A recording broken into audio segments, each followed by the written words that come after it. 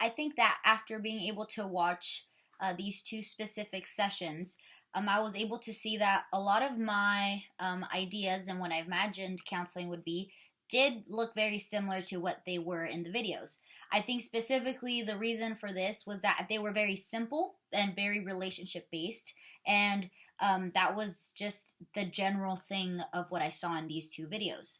Moving on, I think after reading chapter 8 and 9, the specific skills that I saw within both of these counselors were SOLER. And I think I was able to see that because they were specifically displaying, they were squarely facing, they had open posture, they would also lean in. I saw that specifically. They were also at the end and throughout the whole thing making eye contact, but they were also relaxed in the way they talked, in the way they interacted. And I think that was something very interesting to see.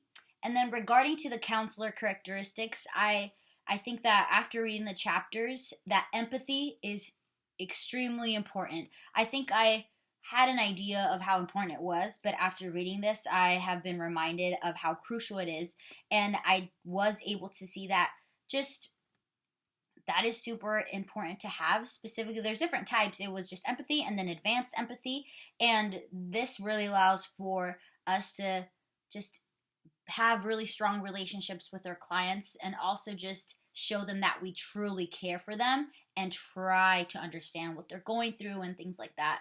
And then I think the theoretical orientation that I noticed the most was cognitive behavioral, specifically because if with this one, like, they were definitely trying to change the way that the client viewed things. They were trying to reframe their self-defeating thoughts and assumptions and perceptions and trying to, in a way, instill better ones so they could view things differently. And I think that was basically seen in both of them, but specifically the second one. And then for which counselor did I think would be a good fit for me, I'd say probably the second one, specifically because he was very straightforward with what he needed to say and very open. I think, of course, you have to take into account that the sessions were different. I believe that the first one was probably their initial sessions. They were trying to get to know things, but the other one was already in progress. So I definitely, knowing that, I still would lean for the second one.